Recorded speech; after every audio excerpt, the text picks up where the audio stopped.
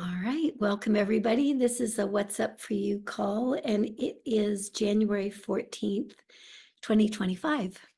So I know we have lots of questions because Sharon was sharing some of them with me.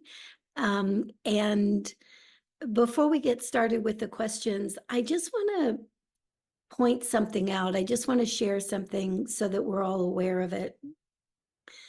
So many of you have heard me say that in January of 2024, the kids said that they were going to really start to land.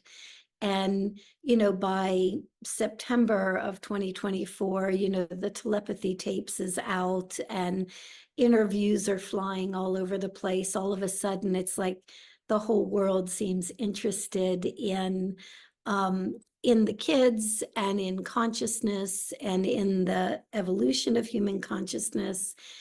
And what I want to point out is that anytime you create a platform like that, anytime you create an energetic base like that, it makes it that much easier for the kids to show up. It makes it that much easier for the higher states of our own consciousness to show up.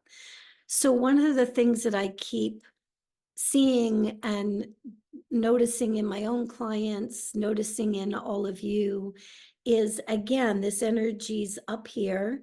It's up in the higher fields of consciousness. It's in the crown. It's in the third eye.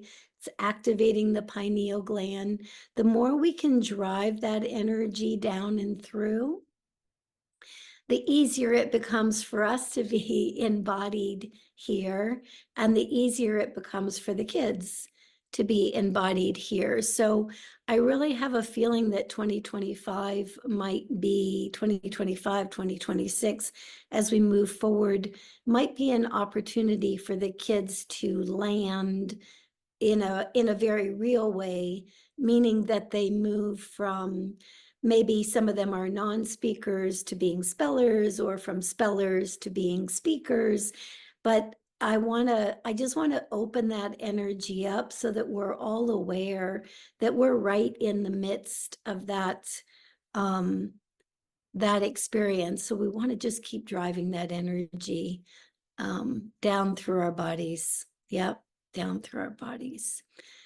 So Sharon, questions? Where are we going today? All right, this first question is, over the past few weeks, my 4-year-old son, Ethan, has significantly reduced his meal variety from 5 to 6 different options to just 1 to 2. Currently, he insists on only eating rice and meatballs and beans. He becomes very frustrated when I prepare anything else for him and continues to request only these foods. Additionally, he drinks only milk. Let's see. I would greatly appreciate any insights or advice on how I might greatly encourage him to explore new flavors and foods. My goal is simply to help him expand his preference and feel more comfortable trying new foods. Thank you. So I'm going to give you a different kind of answer than maybe the one that you're looking for. And that is that the kids really do know what they need in any given moment. They're not that they're consciously thinking, okay, this is what my dietary intake needs to be in this next few months. But, our bodies naturally and organically they know what's needed. They know what the intake is. The fact that you described what he was eating as, meatballs, beans, rice, again, drinking milk, whatever is in those, everything that's in those, the protein, the whatever, is really supportive and sustaining for his body at this time. And I'm a firm believer that the more that we trust that he's requesting or narrowing down his choices because his body is in need of something in particular right now and not of other things, the more we trust that, the more, as soon as he's gotten his fill, you might say, of that particular need, then he'll naturally and organically transition to or expand his food choices, right? Of course, we're always going to invite, well, what about this? Would you like this? But if they don't go for it right off the bat, let's assume that at this moment, at this time, this is what the body needs. And I would literally start saying to him, I'm so impressed that your body knows exactly what it needs. That's really amazing. Your body knows exactly what it needs. You keep listening to your body. That's really cool. Yeah, because then we're making that a rightness, not a wrongness. We're also really teaching in that moment to tune into the body. You're doing what's right. Yep, you're doing what's right for you. And the minute that's locked in, I'm doing what's right for me. I'm doing what's right for me. Guess what? Anything else that's right for him will start coming in as well. So, yeah, I hope that's helpful. All right, this next question is, I work as an SLP. Nico, age 8, is autistic, and there is one behavior in particular that is impacting his daily function. He presents as obsessed with running towards technology to push the button or touch it or grab someone else's device. He's hyperlexic, so I assumed it was because he wanted to read something on there. It is not environmental specific, and it is becoming a huge concern as he will use his entire body and strength to push past anyone or hurt another student to get to their device. I'm not sure of the root of it or why he is drawn to this. I have a sense it is not just a behavior, but I cannot understand how to support a shift to help him better access life and day to day without the constant worry that he will pounce on someone or grab their device. How best can I understand how and why for this particular attachment? Thank you. Okay, so let's get Nico here for a second. Let's see what he's got to say.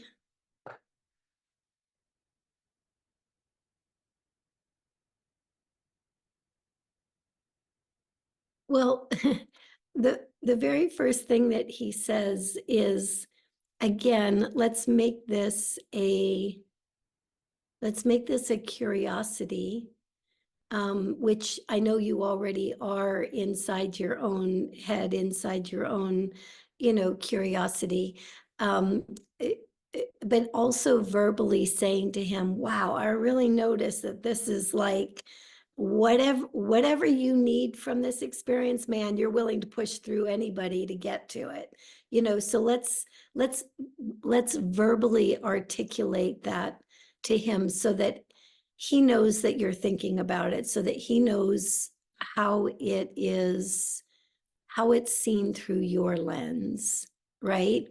So the other thing that this will sound however it sounds, but there are different, the way he's describing it, there are different emanations of information that come through different devices that are, hold on a second, that I gotta amp it up here a little bit.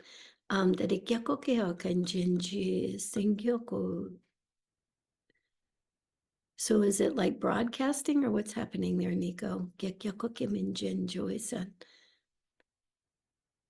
Yeah, he says that there are different emanations of information that are coming from different devices at different times. In some ways, you might say he's rushing to that device to be the way he says it is to both receive and block those emanations, right? So it's almost like something's coming through. He doesn't necessarily, it's not so much that he wants the information as it's almost like he's trying to stop the emanation of information that's coming through. I don't want to freak anybody out about their devices or anything like that, but he's very tuned in to what comes through technology. Yeah, very tuned in. And I would say that to him. I would say things to him like, I wonder what's coming through that device. I wonder what you're trying to turn off or what you're trying to um, mitigate. I wonder what, I wonder what that is. And just again, say it out loud so that he knows that he's not just pushing past people to get to this device because he's dismissing them or anything else like that. It's almost like he's trying to protect them in some way. It's like he's trying to move out of the way. I'm going to jump on this energy. So I would say those things to him out loud. Um, I mean, our technologies do all kinds of interesting things. They pick up, we know that they pick up conversations. We know that they emanate different frequencies. We hear that, cell phones shouldn't be up to our head because, it's like a microwave, whatever. So let's just assume that technology emanates certain energetic patterns. He's really good at mitigating some of those energetic patterns, whether he's going for a button on the computer or on a phone or however you want to. But I would verbally say that to him. I think that this is what you're doing. I think you're actually trying to support us or protect us from something. I wonder what that is for you. I wonder, and you'll know the minute you say it, because if that's it, which I think it is, he's going to light up like, oh my gosh, you see me as being purposeful and helpful instead of, having this strange behavior that's, yeah. So yeah, let's start there with that one. Yeah. All right. This question is, my 14-year-old daughter, Ayla, is washing her hands up to her elbow creases, all the way till they are red every time she goes to the bathroom, which is numerous times a day. She says she is afraid of germs. Does she have any bugs, parasites in her body that she's tapping into, or is she doing this ritual to cleanse something within humanity that was out of balance? Anything to do with her besides stay in my hub or center?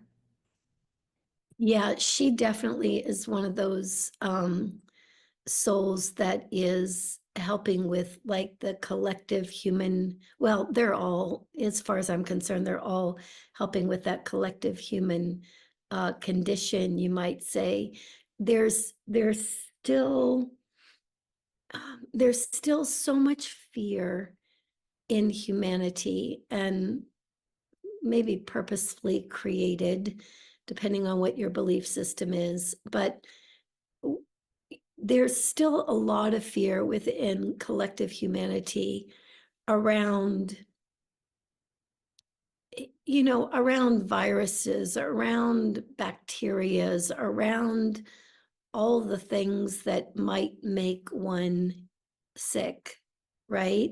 I mean, this is definitely a leftover from COVID, but it's also more than that,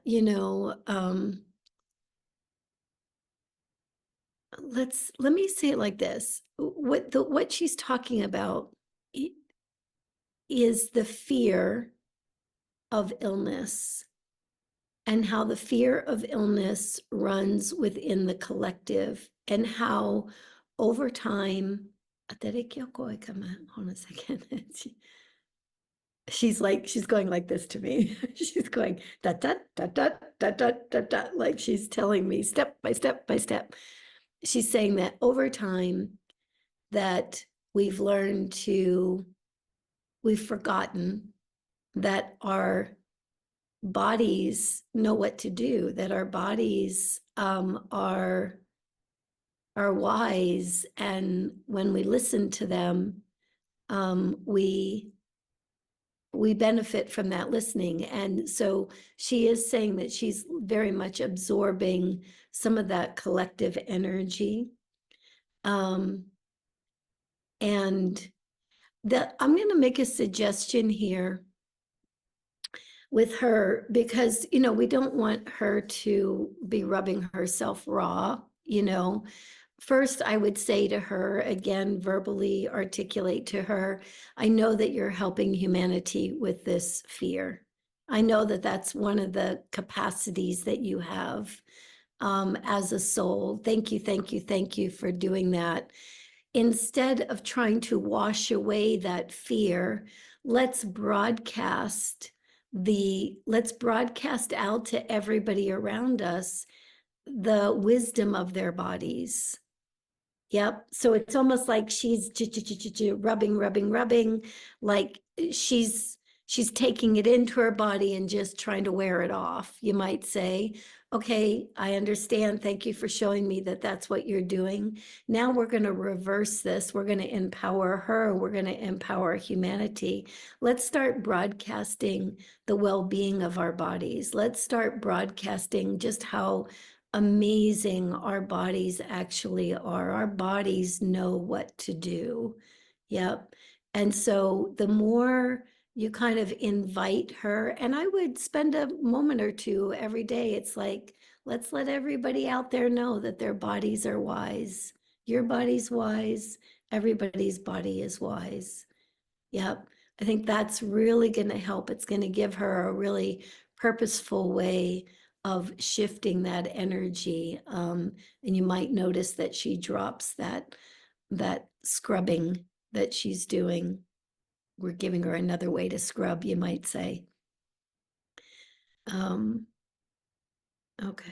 I just want to add something here too. Again, based on when I was talking to you guys at the beginning about all the information that's up in the crown and that kind of thing, and moving this energy down through our bodies, we in 2025, it is all about the body.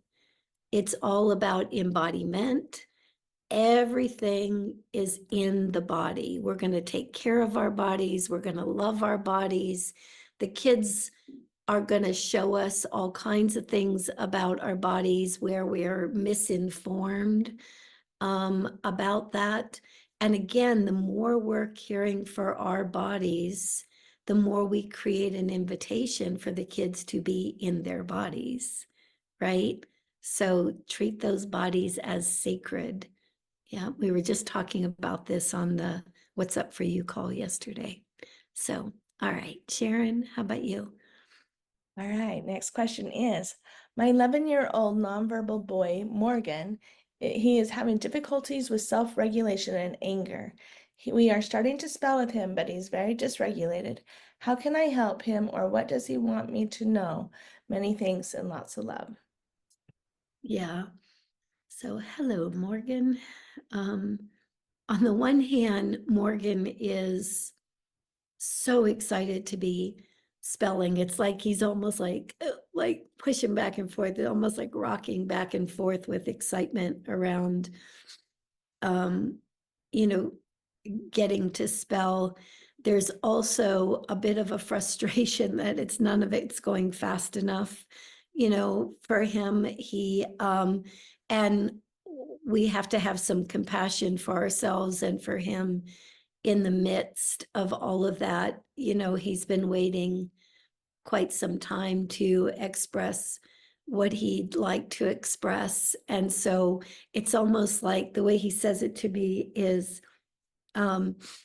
like so close, but yet so far. It's like I'm in it, I'm starting, and it's really exciting. And it's like I want it to happen yesterday. So that's part of the frustration. Let me see what else Morgan has to say. The other thing I'm going to suggest here is, so different spelling partners have different kinds of energy, and where everybody's doing their best. This isn't about making anybody right or wrong, whether you're the spelling partner or somebody else is.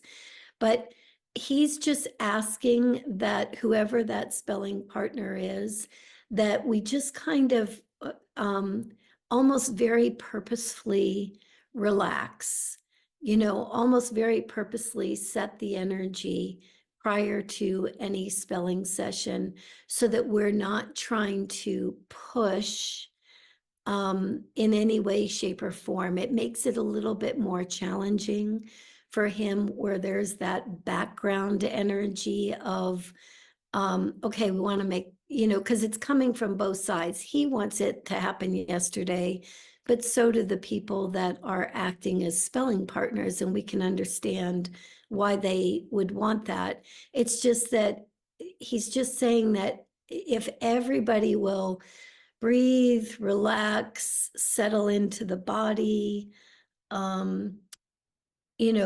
do almost, even if there was some kind of maybe short meditation beforehand, before like a spelling segment or anything along those lines, it's just going to reduce the stress and the tension. It's going to reduce the push, right? And if it reduces the push, it makes it that easier for his spelling to flow. Yep, which will bring it out that much faster. Yep, it's almost like we're slowing down to speed up. Yeah. So, but again, thinking about it from a vibrational standpoint, where are we? Can we calm? Can we relax? Can we be excited, but can we also be present in the body? Yep. Can we be curious? Those kinds of things. Like you can feel it just as we're talking. The energy around this whole scenario is just stepping down, settling. Yep. First and foremost, these kids are vibration first.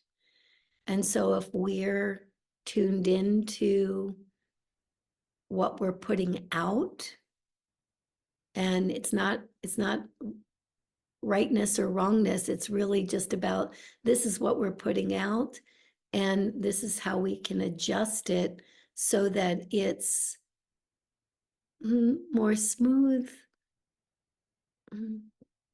maybe less intense. This helps Morgan like exponentially. Yeah. So Okay, this next question is, Shaki struggles with her Taekwondo class. Is it subjective that it's not fun, or is it hard for her due to loud noises and mirrors too many instructions? How can she learn Taekwondo and become stronger? I am also learning Taekwondo with her, just to set an example. Is there something you can help me with? Thank you. is her name Sachi? Shakti.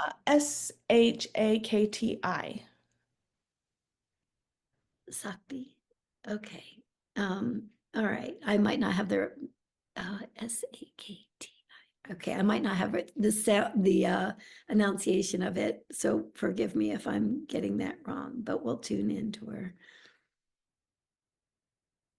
The very first thing she said to me is, I am movement. Like the movement of the Taekwondo. It's like I am movement. Recognizing that for her, she is, again, as we say what is, as we verbally articulate what is, and I know sometimes some of the things I suggest that you guys say verbally to your kids might sound like they're funny things to say, but we're saying them because it's true of who they are vibrationally. It's true of who they are at a soul level. And when we start speaking directly to the soul, you are movement. You are the fluidity of movement. That is true. And she's using the technique, you might say, or the practice of Taekwondo in order to remember that about herself. So the other thing she's suggesting here is that as you're learning it as well, you can have a greater awareness of what she's experiencing by considering yourself to be the movement as well. So it's not I'm mentally learning a practice, or I'm teaching my body to move in a particular way, but let's reorient that focus to I am that movement. I am that movement. I am this practice, right? As you, as the parent, are kind of reorienting yourself to that perspective, you might say, you're giving her uh,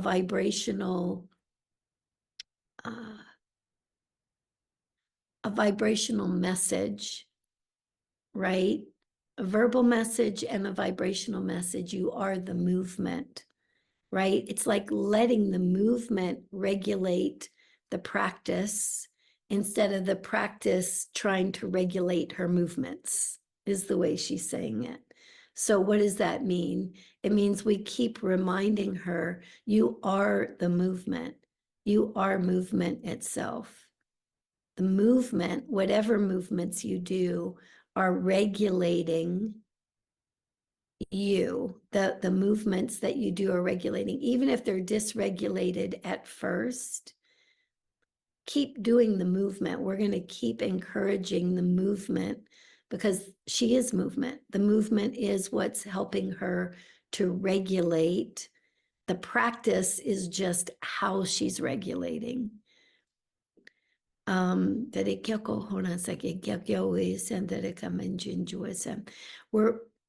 we're being asked over and over again to shift our perspective from a mental doing to an energetic being, right? This is what I am. I am movement.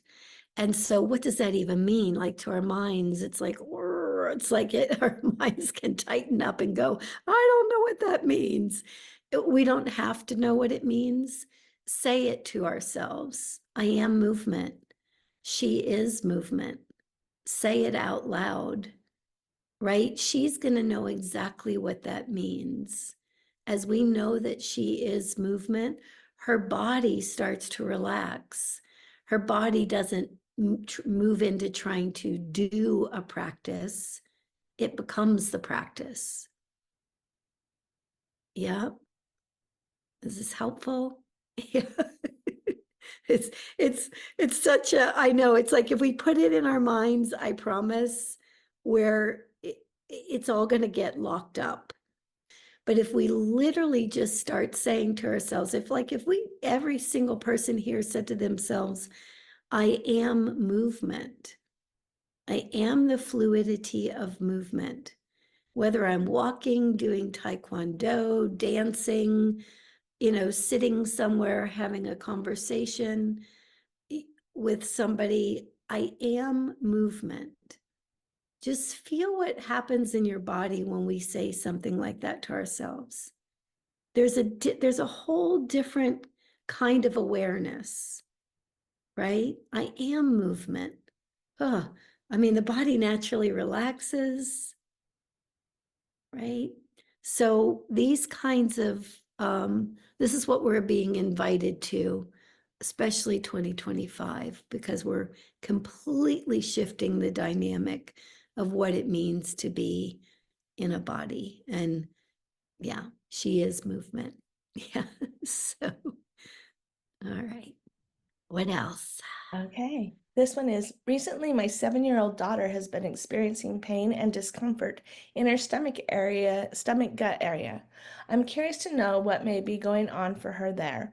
The only difference in her diet has been increasing and eating various nuts, and she hasn't complained about having pain and discomfort there before. Thank you. Yeah, even before you said the thing about the nuts, there's I was, for whatever reason, I just kept hearing the word like rancid. It's like they're like hold on a second.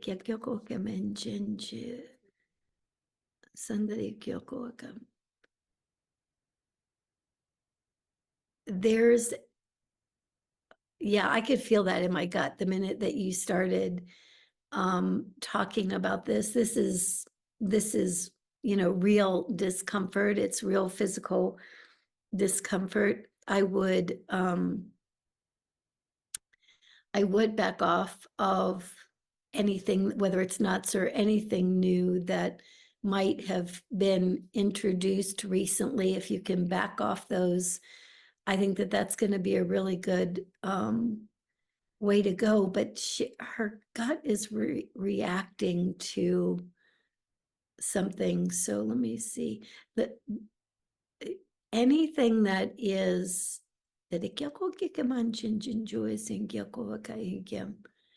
I'm hearing rancid or mold. Like hold on a second. So a lot of times, some of the foods that we take in that, I mean, they don't look moldy, right? They don't look like that, but they, because of the way that they've been processed or what they've been soaked in or whatever, she's very sensitive to those kinds of things. So anything that, I mean, it doesn't look bad. It doesn't look rancid. It doesn't look moldy, but that that is that is there, and she's able to pick that up. I would definitely back off of anything that has been newly introduced, because I do feel it feels like it's, yeah, rancid or has mold related to it. I'm just asking her if there's anything that we can do to support that. She's not saying that it's nuts in general or something in general. She's saying the source of those foods, the source of the fruit or the source of the nuts is what she wants us to pay attention to. So if there's physical discomfort of any kind, she's saying we immediately back off of whatever that latest introduction is. It doesn't mean we can't stay with those kinds of foods, but we need to get them from a different source, is what she's saying. A cleaner source.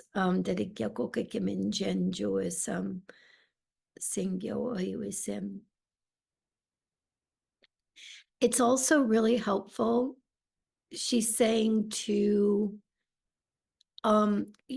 the way she's showing it to me is like if you were to take nuts or fruit or something, whatever, put it in a bowl of water and then see what comes to the top. It's like you're going to see some of the stuff that's in it that she's reacting to, right? And so that's a good way of like maybe proving to yourself that she's reacting to not the food itself, but the source that the food comes from. And that's just a nice way of like putting it in some clean water and just letting it sit there for a while, and you'll see different things start coming to the surface, is the way she's showing it to me. Yeah, I hope that's helpful. Yeah, as clean of sources as you can get for her food, especially around molds. All right, this next question is, my son Kai is 11 years old, and every night he is banging his head on the pillow or mattress for several minutes at a time, sometimes several times during the night. This has been happening for years, and I can't find an explanation what this behavior is. Is it sensory seeking or is it something else? Is this going to stop ever? Recently, I have been feeling very, very tired, and I feel that the sleep deprivation for nearly a decade is catching up with me. I very much appreciate guidance. Thank you. Yeah, so let's get Kai here.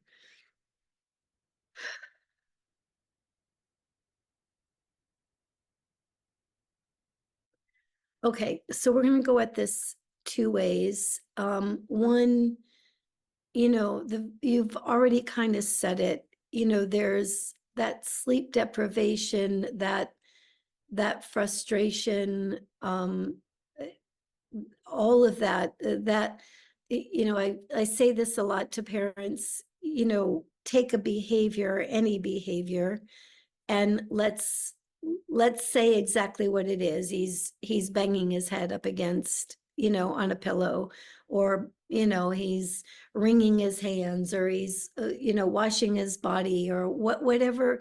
Take the behavior at face value, and then let's turn it around for a second. And again, not from a place of blame or shame or guilt or anything like that, but we're just taking that behavior and turning it around and saying, okay, in what way am I banging my head, right? In what way am I, trying to, wringing my hand, whatever the behavior is. And the reason we turn that around and we ask that question for ourselves is, anybody on the planet who has been sleep deprived for 10 years is going to have frustration and irritation and anxiety. And I mean, I had four daughters. They were all 2.5 years apart. I used to be a joke, which wasn't a joke, that I didn't sleep for 8 years, because when you have four kids, somebody's always up in the middle of the night, and so it was like 8 years of like literally not sleeping, right? And so I can empathize anyway to some degree with what you're saying here.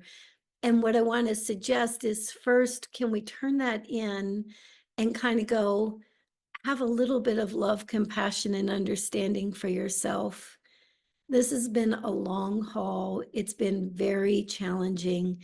There have probably been many times when any number of parents who are sleep deprived and or have children who are showing up very differently are banging their heads up against the wall. I don't know what to do. I don't know how to do it. It's like, so, so shifting this energy, and just, I just, honestly, it's like hands on our hearts.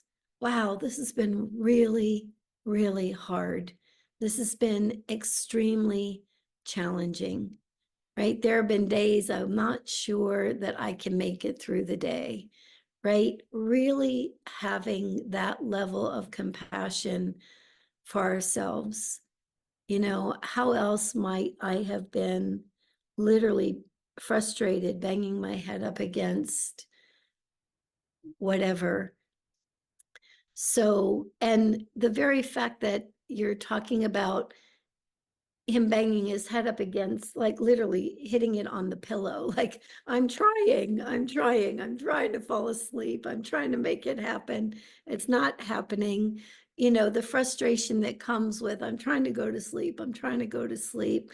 Yep. So first and foremost, just please, even 5 minutes a day, a little bit of, in the middle of the night when you can't sleep because he can't sleep, hands on your heart, a little bit of compassion, right, for you. There's not a parent on the planet that would be able to go 10 years without sleep without being extremely frustrated, right? Yeah. So that's first. He really points me, back to this. It's, again, this is not a blame. This is, when you guys have been dedicated to your kids for as long as you've been dedicated to them, when there's been very little love, compassion, and understanding for yourselves, when there's been very little time for you, that is going to escalate into frustration. How can it not? Right? So he's just pointing me back to, hands on your heart, love for you, maybe a little bit more time when you can to have time for you, even if it's just, you want to sit down and watch a show, or you want to step outside and just take a breath of fresh air. He just keeps showing me breaking up some of those patterns that have just become more ritualistic or survival in nature. And he's just asking, let's create just a little bit of a break in that. And that in and of itself is going to help that energy settle. I don't know why I see you like opening your front door and stepping outside for a moment, or like literally, or just even intending to just take in a big breath of air. Yeah. Even if you're out for a walk with him or whatever, it's like it's body signaling your body that it can take in, it can receive, right? Because you've been giving for, a decade now. Yeah, I hope that's helpful. This next question is, Dylan is trying so hard to talk to us, but is stuck, just staring at us and unable to get words out. Of the many ways we have tried to help him with this, what does he feel will helps him the most, and what does he want to communicate? Thank you. Desperately wants to communicate. Yeah, and can communicate, is ready to communicate. I don't know if he's already a speller, or you have connections to the spelling community, but I would highly suggest that that that be a focal point. Let me see what else you've got to say, Dylan.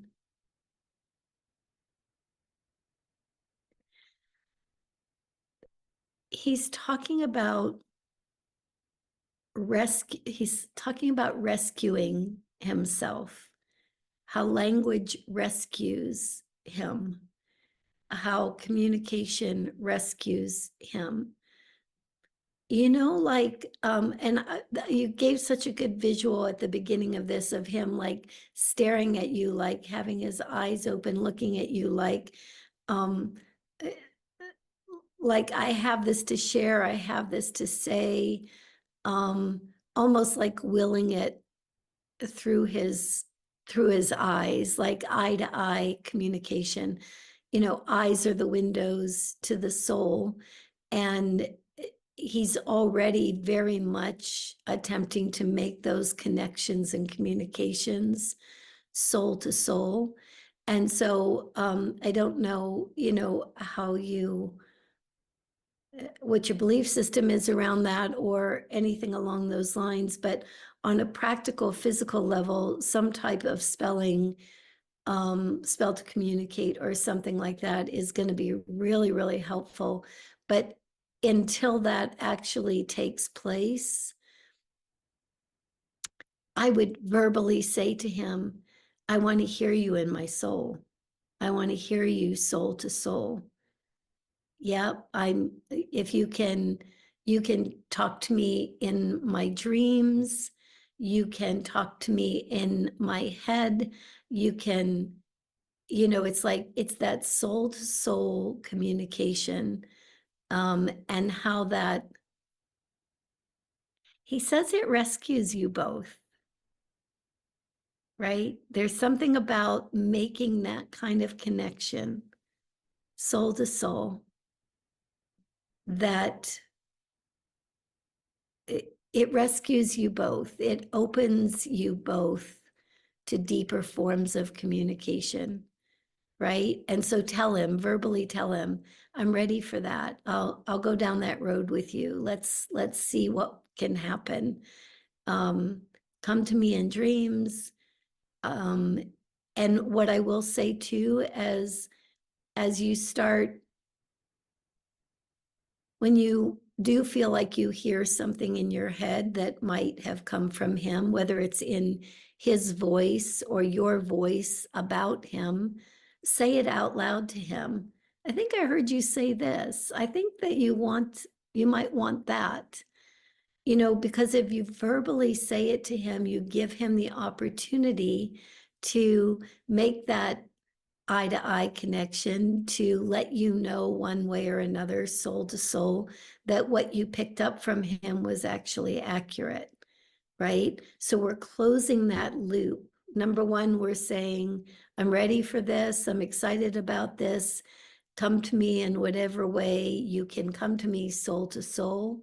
And then when you do start getting those dreams, or you do start having that experience, you verbally say to him, I think, I had a dream about you and you said this, or I had a thought about you and it sounded like you were trying to share this.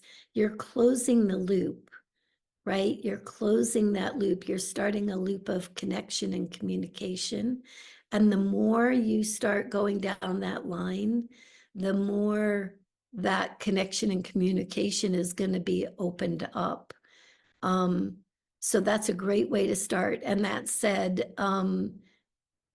some form of spelling or something along those lines could be really supportive as well, because that would give you both the validation that you need as you're moving forward. So yeah, I hope that hit the mark. My son Nicola, who is 9 years old and is learning spelling for about 2 to 3 years now. During this time, he often During this time, he often had times when he was progressing very well, and then he will decide not to spell anymore. He is still not open speller yet. Several months ago, we started to work with a wonderful new spelling teacher who is in the same time Reiki and sound light language healer. And during our session, my son will choose when now to connect more with her on his telepathic level. Again, he had a very nice progress in the spelling on the boards for a few months. With her recently, he chose not to do it anymore. We are both wondering if my son would love to continue with his teacher on this other level and not spelling anymore, how to move forward with his teacher or with me. Again, his teacher is still new to this telepathic experience, so we're still wondering what my son would love to tell us. Thank you.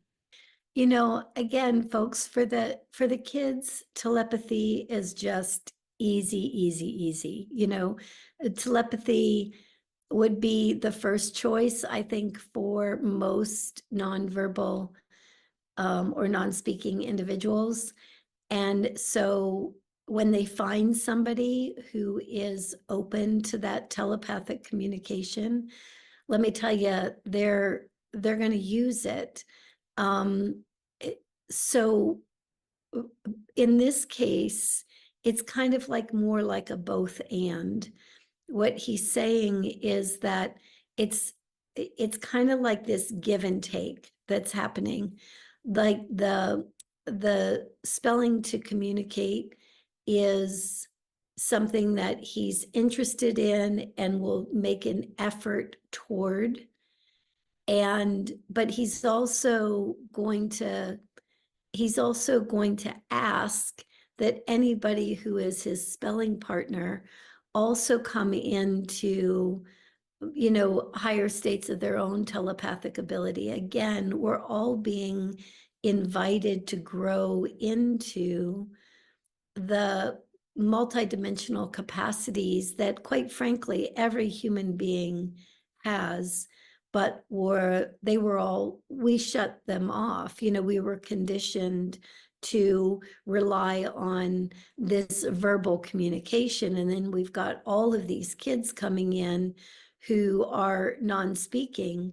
And so the beautiful part about that is every single one of them is inviting us to expand back into some of our multidimensional capacities. And it is our birthright to be telepathic. I mean, every single one of us is by nature telepathic. So in this case, he's really saying it's a little bit of a both and. It's like with his other spelling partner, it's almost like he went he went as far with that partner as he could, and you'll notice this a lot with spellers. If they'll go so far with, and they'll try, and they'll make that connection and that communication.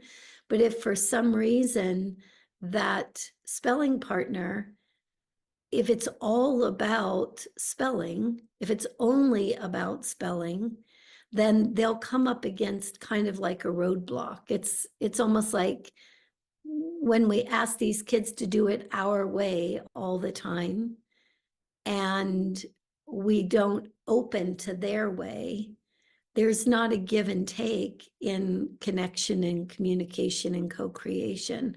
So they'll naturally and organically just pull back and stop. And then you find another communication partner, and it sounds like this one is more open to that and is, learning and growing. But your son is teaching her as much about communication as she's teaching him. And so the more we look at it from the vantage point that this is a give and take, that this is an expansion of collective human consciousness, and that your son's playing an active role in expanding her consciousness while she's creating a framework for him to share more of his awareness with us. As long as it's seen as that give and take, that this will just keep flowing, this will just keep moving. But anytime it stalls out, instead of just looking at it through the vantage point of, well, what's wrong with, my kid, or what's wrong with, well, no, what's wrong, what's going on in the relationship? What's the invitation for this relationship to expand that much further? Yeah. Yeah. My son's name is Judson, and he is 7 years old with severe non-speaking autism. He is homeschooled, and we do lessons with a letterboard, although he is not yet open. He is definitely telepathic because he spells my thoughts on the letterboard too. My question is, sometimes he'll become enraged and bite, pinch, and hit us, my husband and myself, sometimes our other children. He really seems like he wants to hurt us, and of course it is very painful. Why does he do this? So,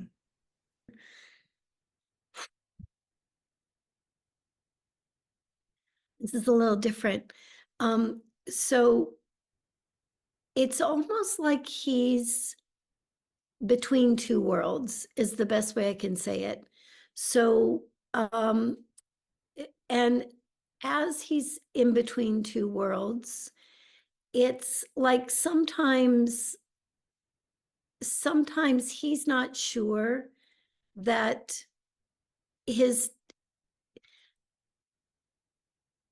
picking up your thoughts and feelings, just like you just said. He's giving that information back. Sometimes he's not sure that the information that he's giving in the other direction is being received.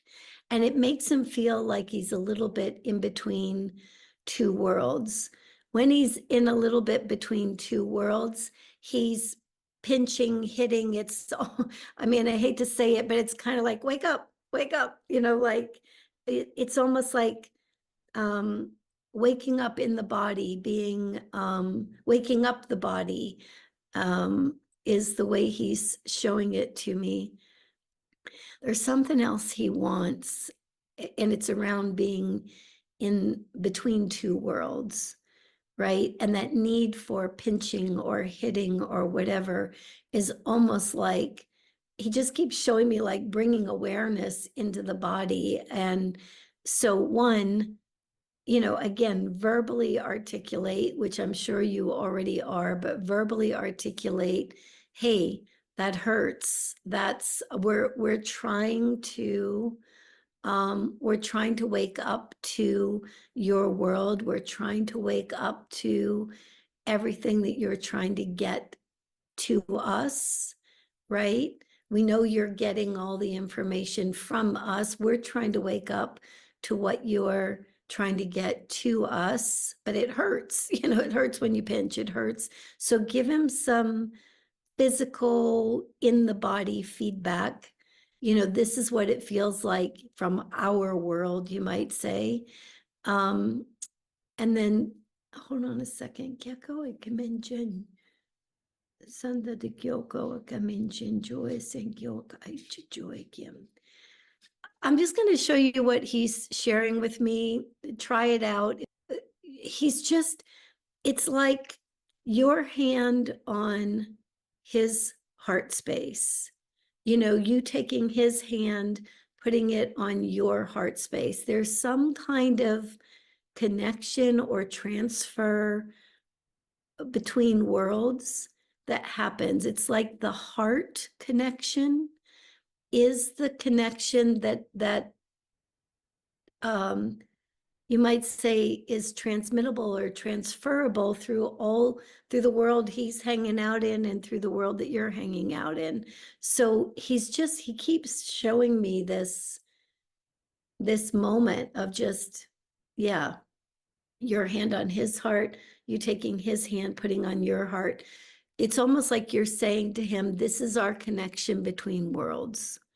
This is our connection between worlds. This is what's going to help me open to your world and the awareness that you're trying to get in. Let's make that connection. And he might let you do it for 2 seconds, and then he's going to want to back off. Might let you do it for longer periods of time. But I would, especially in more quiet times, even if you put your one hand on his heart and your other hand on your own heart, if he doesn't want to reach out and make that connection at first, there's something about that posturing that bridges worlds and will make it much easier. For that information and that communication to be two-way, which means it won't be as frustrating, hopefully, for either one of you. So, okay. A question has been brewing since I joined the group a month or so ago.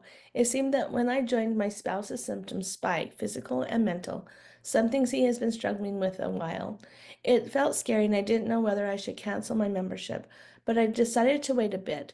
Things seemed to settle down, but they've just spiked again. I had a beautiful experience of the hub.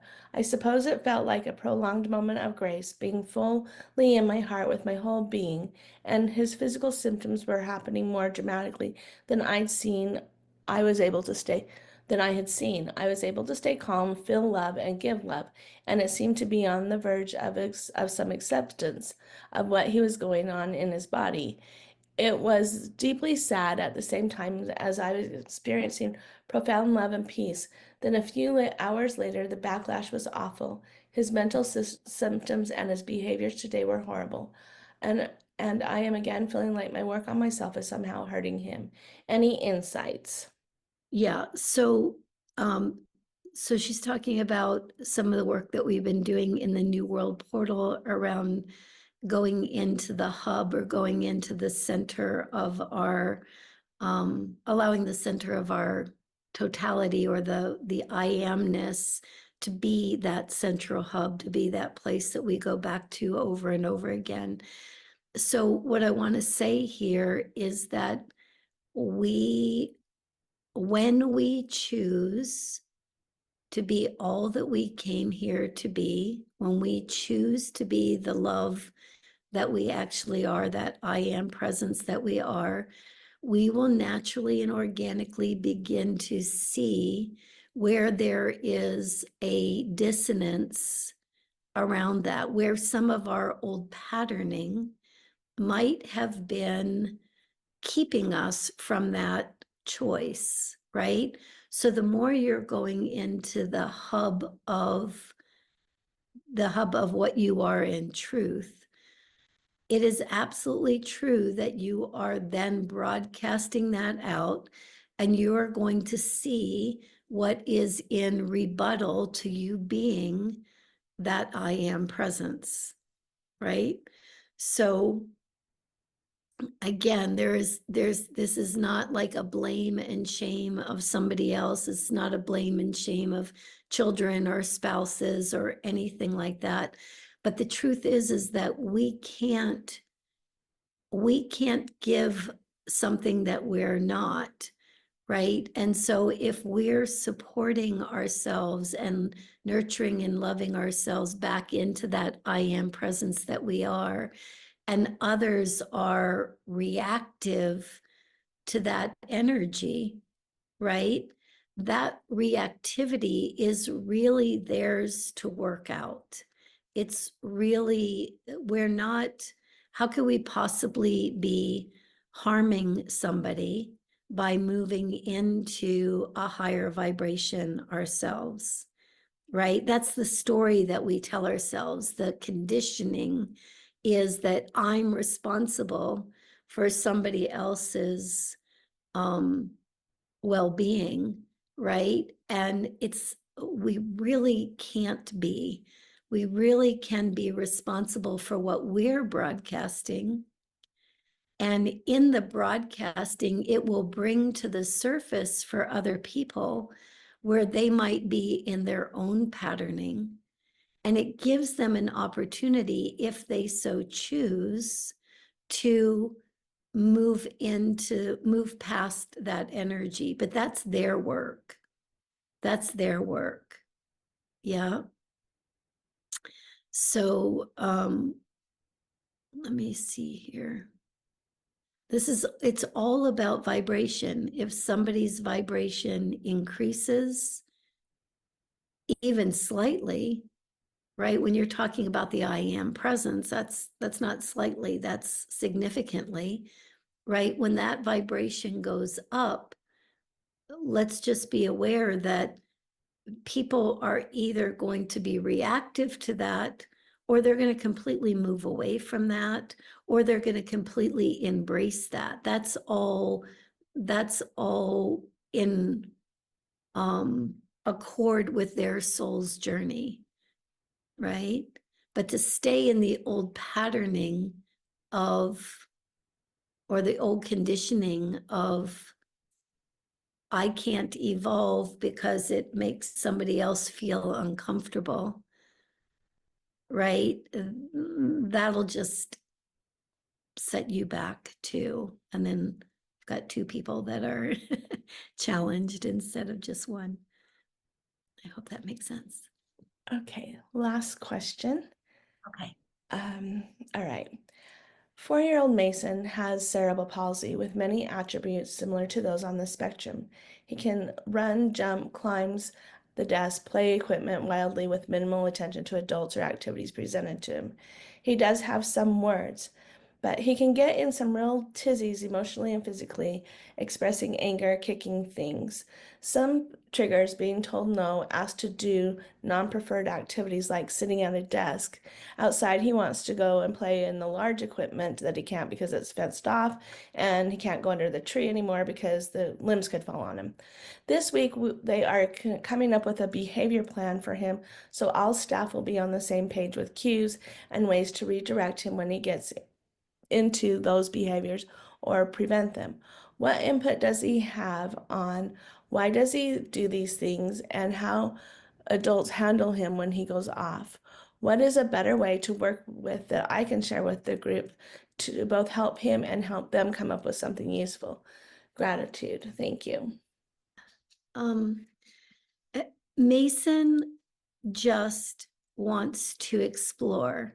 Mason is in a body that doesn't eh, function the way he really wants it to function clearly.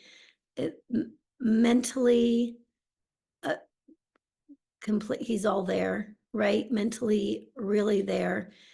The signaling from the mental body or the brain to the limbs and to the very frustrating for him, because every single time he sends a signal, it's like it doesn't play out quite the way he wants it to. So there is absolutely a lot of frustration there. Any choice that he can have, I think from the whole team, it's like, okay, we can't, we can't swing on the platform because it's, whatever it's, but we set up a platform swing somewhere else? Can we go into a gym? Can we go anywhere where the request that he's making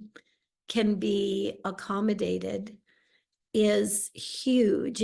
He feels like he's being heard when he suggests, these different things that he would like to do. And he understands that certain things just aren't available to him because it's dangerous or because whatever, but can we modify that experience so that he can have it? And can we engage him in that conversation, right? It's like, you really want to do this. I can tell that this is something that's really interesting. We can't do it there, but we can do it here, right? We can create these resources in other ways. That goes so far in helping him feel like he's an active participant in his physical reality. He gets frustrated because he just doesn't feel like he's in command of that physical reality. So choices, choices, choices, and I would just say to him, I know it must be really frustrating that we can't do this, but we could do this or this, and give him a choice. Which one does he want? That goes a long way in him feeling like he has some sovereignty around his physical experience. Yeah. He he's like, he actually likes to go fast too, is what he's saying. So whether that's he's in a swing and he's going fast, or he's in something, some kind of push something, and he likes he likes it. It's like the thrill of being in a body, and that really works for him. Let me see if there's anything else he wants to add. Choice, choice, choice. I want to say it's the adults, especially his therapeutic staff, it's the adults' responsibility to give him choice and to modify his request so that they can actually be a functional choice. The more they do that, the more they're going to get fluidity in the body, the more they're going to get a reduction of stress, the more you're going to see him smile, his eyes are going to brighten up. Yeah. So that's what I would be suggesting in kind of any IEP or any plan for him. So, yeah. Okay. All right. So thank you guys for hanging out a little bit longer. I really appreciate it. Anything else, Sharon, from you before okay. Just So, one quick thing. They're uh-huh. asking about where to find a practitioner who does spell to communicate. There is Elizabeth Bossel she does have a website that does have a list of all of those spell to communicate facilitators. So I would look there, would probably be the best bet. Yeah, if you just Google spell to communicate, they'll have a whole list of people that you'll be able to find. So, all right. Anything else? Yeah. Okay, so let's close things out here. We're just going to thank, all the kids for sharing with us today, for giving us some feedback. Thank all of you for kind of being open and receiving what they have to share. And there are some, I'm sure that there were some different tidbits of information from all kinds of different questions that if they resonate with you, even if it wasn't your question, but something resonates, like that heart-to-heart connection or anything that sticks out, let's assume that it's your children saying that'll work for you as well, right? And so let's apply those techniques, whatever resonated, take it into your daily life, and it's going to move all kinds of things. So thank you, thank you, thank you to everybody involved, and I will see you guys next month. All right, lots of love. Bye.